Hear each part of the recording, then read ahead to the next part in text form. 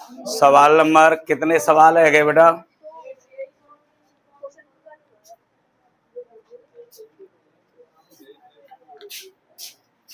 क्या है गए? Question number 3। किसी वर्ग के दो सम्मुख, अच्छा दूसरा मैंने तुम्हें करने के लिए दिया था, कर लिया? चलो तो देखते। बिंदुओं 6, -6, 3, -7, 3, 3 से होकर जाने वाले वृत्त का केंद्र ज्ञात कीजिए। 6, -6, 3, -7, 3, 3 से होकर जाने वाले वृत्त का केंद्र, जाने वाले वृत्त का केंद्र ज्ञात करना है।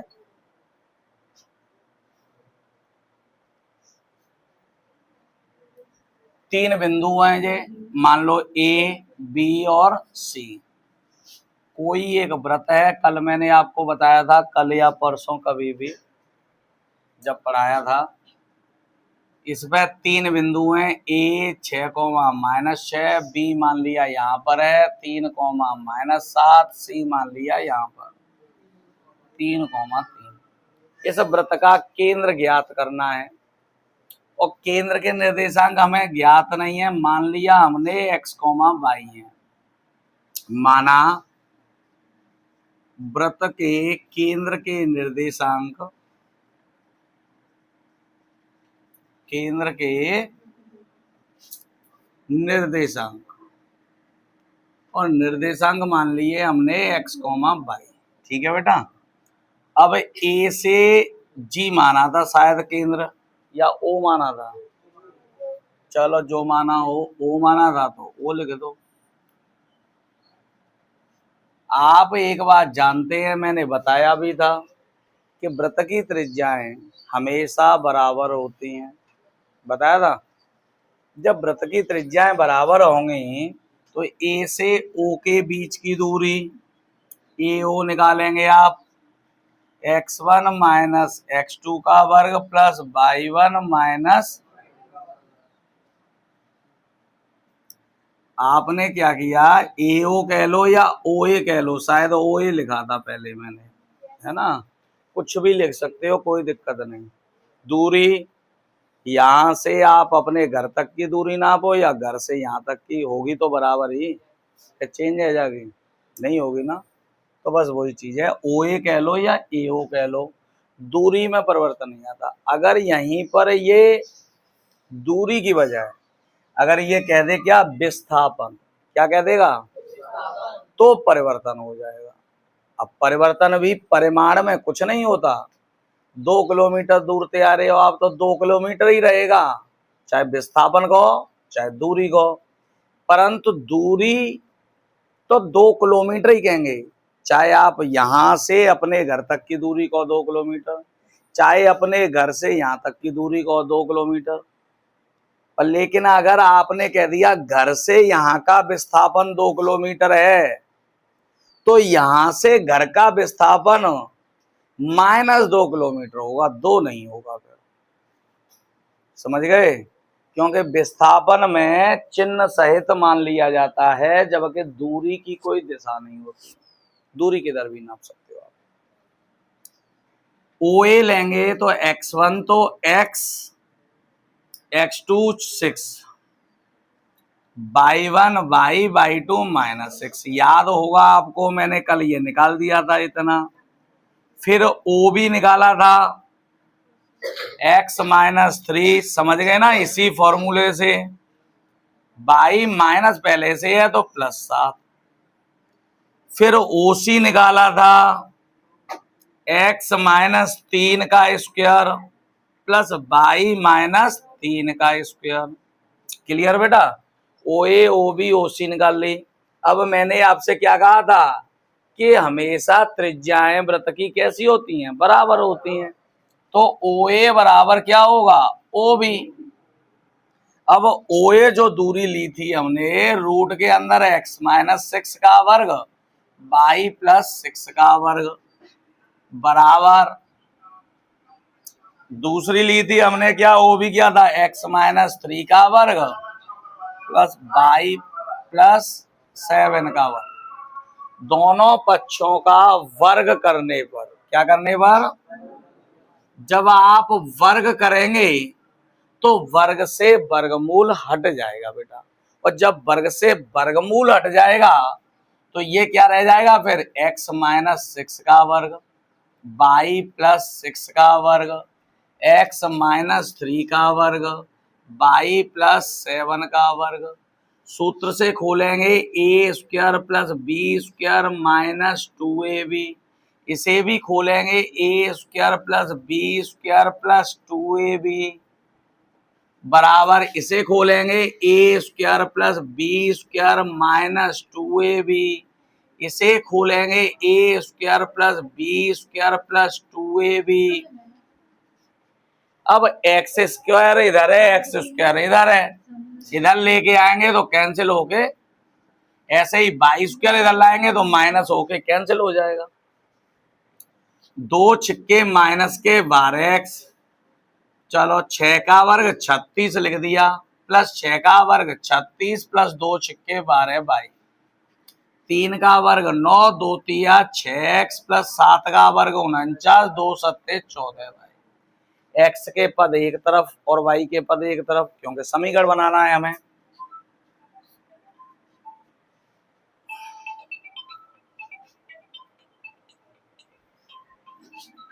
x के पद एक तरफ तो माइनस 12x, माइनस के 6x इधर ले आए तो किसके हो गए, प्लस 12y, 14y इधर लाए तो माइनस के। अब 49 और 9 कितने हो गए, 58, 36 और 36 कितने, 72, दूसरी साइड में ले गए तो किसके हो गए, अच्छा माइनस 12 में से 6 घट गया तो माइनस 6x, 14 में से 12 घट गया तो माइनस 2y, 72 में से 58 गया तो माइनस के माइनस, सॉरी अभी नहीं काटेंगे, माइनस से माइनस मत काट देना, गलती हो जाएगी। माइनस पूरे में से कॉमन लेके काट सकते हैं, ऐसे नहीं काट सकते। इसमें से हमने -2 कॉमन ले लिया तो 2 तिया 6, माइनस कॉमन लिया तो चिन्ह बदल गया, 2 एकन 2, माइनस से और 2 का इधर गुणा हो रहा है तो उधर क्या लग जाएगा, 3x प्लस वाई बराबर 14/2 यानी 7, यानी एक समीकरण हमारा ये बन गया आपका। इसी प्रकार दूसरा समीकरण बनाना है, मैंने आपसे कहा था ये बना दिया था मैंने। दूसरे की मैंने क्या कहा था, या तो OB और OC बराबर ले लो या OC और OA बराबर ले लो, बताओ कैसे लोगे। चलो OB बराबर, अगर OB का मान है आपका ये x-3 का वर्ग प्लस y प्लस 7 का वर्ग, OC x-3 का वर्ग प्लस y-3 का वर्ग।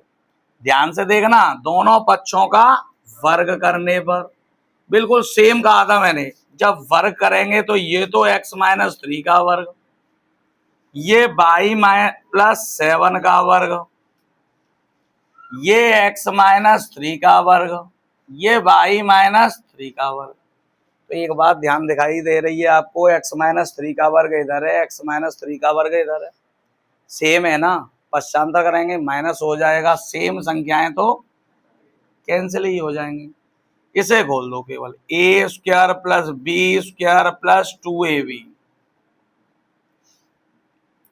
इसे भी ऐसे ही a square plus B square minus, अब देखो बाई स्क्वायर भी इधर आके कैंसिल हो जाएगा, 7 का वर्ग कितना 49, 2 सत्ते बराबर 3 त्रिका 2 तिया, तो बाई के पद एक तरफ करने हैं, बाकी सब एक तरफ। 14 बाई जैसे लिखा है वैसे ही, 6 बाई इधर लाए तो प्लस के हो गए बेटा, दूसरी साइड में 9 और इधर 49 है, दूसरी साइड में ले जाएंगे तो 14 और 6 कितने हो गए, 49 में से 9 गया तो -40, तो बाई बराबर निकालेंगे तो 20 से कितनी बार तो y बराबर -2। y का मान समीकरण 1 में रखने, y का मान समीकरण 1 में रखने पर रख दो बेटा, y की जगह पर -2 बराबर 7, प्लस का माइनस में गुणा करेंगे -2 पश्चांतर कर दिया तो किसका हो गया, प्लस का। 7 और 2 कितने हो गए बेटा, तो x बराबर 9/3 यानी 3। x का मान कितना निकला, यानी हमारा जो बिंदु है ये x का मान 3 और y का -2 यानी 3, -2 निकलेगा इसका केंद्र। कितना आ गया, 3, ये हो गया इसका आंसर। नोट कर लो बेटा।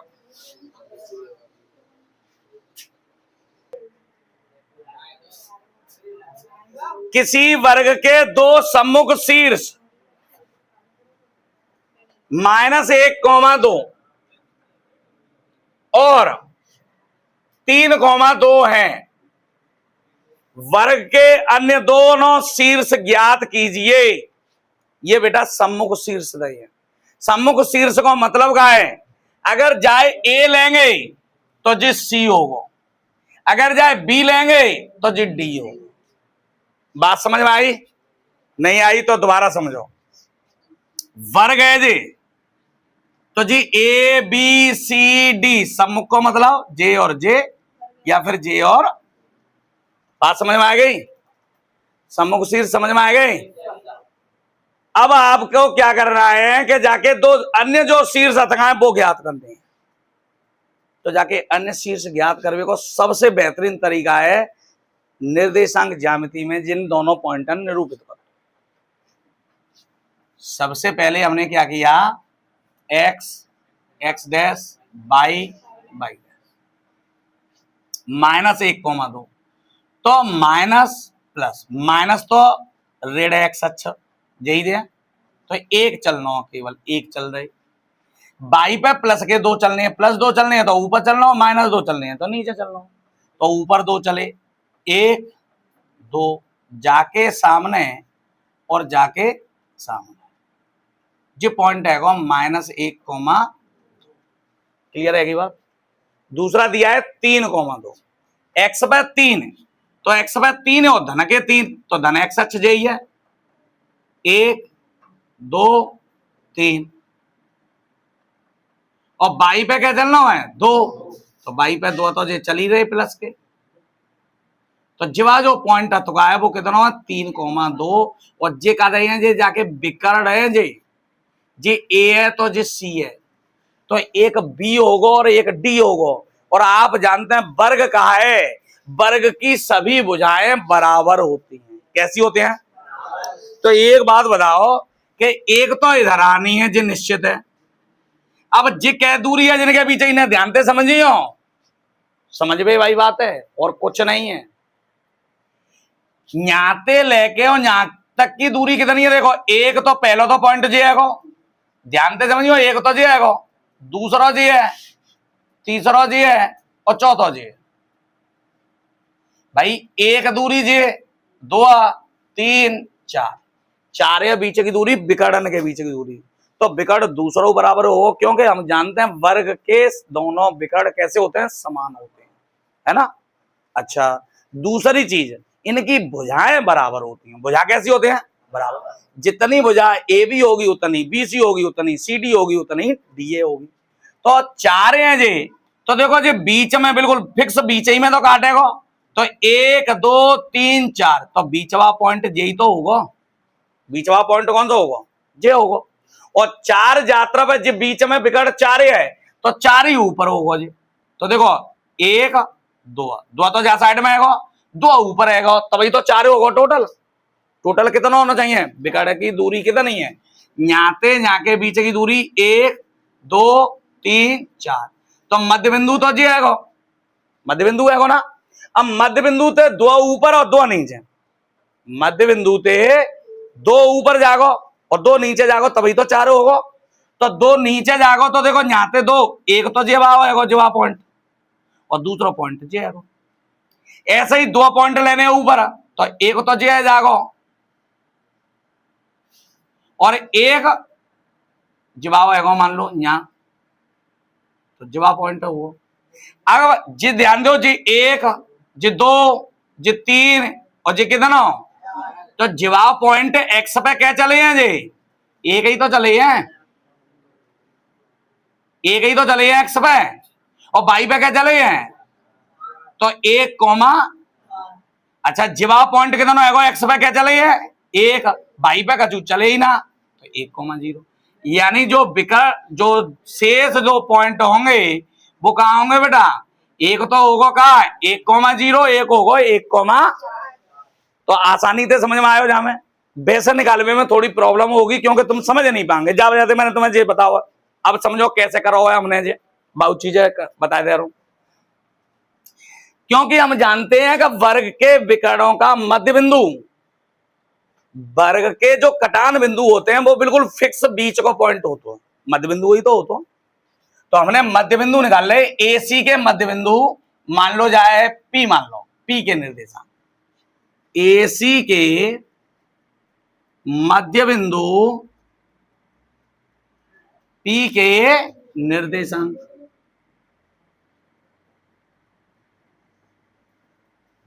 पी के निर्देशांक निकालेंगे तो आप जानते हैं मध्य बिंदु के निर्देशांक का सूत्र x1 प्लस x2 बटे 2 y1 प्लस x1 का मान कितना है हमारे पास, x2 का कितना है बटे 2, y1 का y2 का बटे 2, 3 में से एक घट गए तो बटे 2, 2 और 2, 2 से कितनी बार, 2 से, तो 1, यानी ये जो पॉइंट आया 1,2 आया। अब 1,2 आया तो जितना निश्चित है कि जो भुजा होगी वो जाए एक पॉइंट ही पे होगी, जहां पे सीधे पे, ये तो कन्फर्म है। अब कारण क्या है कि हमें निकालनी है अब एसी के बीच की दूरी, क्या निकालनी पड़ेगी, एसी के बीच की दूरी, जिससे हमें पता चले कि विकर्ण कितनी लंबाई का है, जितनी लंबाई का होगा उतना ही आधे बामे थे ऊपर और आधे नीचे चल देंगे, समझ गए ना। तो हमने x1 माइनस x2 का वर्ग प्लस x1 का मान कितना है -1, x2 का, y1 का, y2 का, माइनस के 1 और माइनस के 3 -4, 2 में से 2 गया, -4 का वर्ग वर्गमूल, यानी विकर्ण हमारा टोटल निकला 4। अभी मैंने बताया था 4 आया था। जब विकर्ण की लंबाई 4 है तो ये कन्फर्म है कि मध्य बिंदु से 2 ऊपर होगा और 2, क्लियर है की बात। और जब 2 नीचे होगा तो 2 पॉइंट नीचे चलेंगे जहां मध्य बिंदु के, तो पहला पॉइंट तो जे है और दूसरा जे है, तो कौन सा पॉइंट करके आए हो 1,0। 2 ऊपर चलेंगे तो पहला जे है दूसरा जे है, तो 1, एक्स पे तो 1 और वाई पे क्या चले हैं 4, तो 1, क्लियर है की बात, समझ में आ गई। अतः यहां लिख देंगे, अतः शेष 2 शीर्ष, शेष 2 1,0 तथा 1,4 होंगे। क्लियर आई बात समझ में। अगर का हुआ कोई डाउट हो तो वीडियो के द्वारा 1 बार 2 बार 3 बार देख के नहीं समझ सकता, वैसे तो खैर मैंने तुम्हें बहुत अच्छी तरह से समझाया था, फिर कोई डाउट हो तो फिर दोबारा देख लेंगे, आप समझ गए ना। नेक्स्ट चौथा क्या है, और फिर भी नहीं समझ में आए तो कल पूछ लेना, फिर दोबारा रिपीट करूं, पहले जो अगले क्वेश्चन करा फिर रिपीट करता हूं मैं, ठीक है। वह अनुपात ज्ञात कीजिए जो बिंदु P 4, M बिंदुओं A 2, 3 और 6, -3 को मिलाने वाले रेखाखंड को विभाजित करता है, अतः M का मान ज्ञात कीजिए। तो ना ध्यान दे बेटा, चलो पहले जाइए रिपीट करता हूँ, नहीं फिर दोबारा जाको घालमेल नहीं है जाए तुम्हारा तो भूल जाओगे। चलो फिर एक बार एक और रिपीट कर दे रहा हूं मैं। जे का चीज दी है माने 2 सम्मुख शीर्ष दी है बेटा, या तो आप सम्मुख शीर्ष लेंगे तो A और C लेंगे, और A और C नहीं लेंगे तो B और D लेंगे। क्लियर है की बात। तो हमने A और C ले लिए यहाँ पे, जब A और C जे होंगे तो जे का निकल के आवेंगे B और, ठीक है, तो ए सी ले ले हमने। अब हमने जो ए और सी स्थित कर दे काय पे, निर्देशांक ज्यामिति, ठीक है, निर्देशांक अक्षण पे। अब हमने सबसे पहले जाकर मध्य बिंदु निकालो, तो 1,2 निकल के आओ। मध्य बिंदु से हमें ज्ञान ये हुआ कि जी बिल्कुल फिक्स बीच को पॉइंट है, काय को, वर्ग का बिल्कुल फिक्स बीच का पॉइंट है, क्योंकि हम जानते हैं कि वर्ग के विकर्ण परस्पर एक दूसरे को मध्य बिंदु पर काटते हैं। जितनी दूरी विकर्ण की होगी पहले की, उतनी दूरी दूसरे विकर्ण की होती है, हम जानते हैं, क्योंकि वर्ग के विकर्ण हमेशा बराबर होते हैं। तो हमने विकर्ण निकाल लो, ए सी कितना निकल के आयो, 4। विकर्ण समझ में आएगी होगी, जे तो कोई दिक्कत ना जामे, तो ये तो बार बार पे इस्तेमाल कर रही है। 4 निकल के आयो, तो हमारी समझ में एक बात आई कि विकर्ण जो निकल के आओ बाको मध्य बिंदु अगर हमारा जे है, तो 4 के आधे क्या होंगे, 2, तो 2 तो ऊपर जागो और 2 कहां जागो, तो 2 नीचे कब होगा, 1 और 1 और चल देंगे तभी तो 2 होगा। और जे पॉइंट का होगा एक्स पे क्या चले हैं, 1, वाई पे तो कछु चले ना, तो 1,0 है। 2 ऊपर चलेंगे तो 1 और 1 2, एक्स पे क्या चले 1, वाई पे क्या चले 1 2 3 4, तो 1,4 है। तो बताओ जा में कोई दिक्कत, समझ गए ना आप? तो चल वह अनुपात ज्ञात कीजिए जिसमें बिंदु P 4, M बिंदुओं A 2, 3 तथा B 6, -3 को मिलाने वाले रेखाखंड को विभाजित करता है। अतः M का मान ज्ञात कीजिए।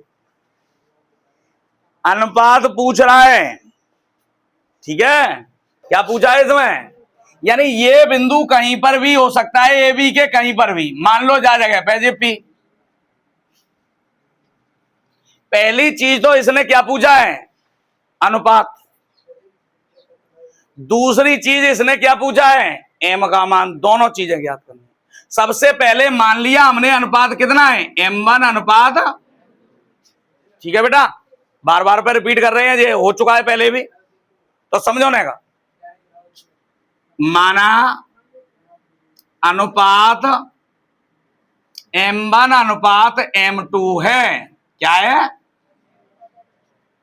और जब M1 अनुपात M2 है तो आप जानते हैं M1 अंत विभाजन का सूत्र बिंदु P के निर्देशांक, और निर्देशांक के लिए formula M1 x2 plus M2 x1 बटे M1 y2 plus M2 y1 बटे, तो P के निर्देशांक है बेटा 4, M। M1 कितना है, M1 तो निकालना है, x2 कितना है 6, M2 निकालना है, x1 कितना है 3। कौन सा कह रहा हो भैया, ज्यादा मत पढ़ाई करो, इतनी मत पढ़ाई करो कि गलत बोलो। M1 कितना है निकालना है, y2 M2 और y1 कितना है 3 बटे M1 प्लस, क्लियर बेटा। तो ये 4, M 6 M1 प्लस 2 M2 बटे M1 plus -3 M1 plus 3 M2 बटे, अब आपको पता है M1 अनुपात M2 निकालना है, तो हम तुलना ऐसे पॉइंट की करते हैं जिसका मान हमें ज्ञात हो। तो मान काय को ज्ञात है, M तो ज्ञात ना हो, ज्ञात का है x का गुणांक या x का मान, निर्देशांक x अक्ष में ज्ञात है। तो दोनों पक्षों से x निर्देशांकों की तुलना,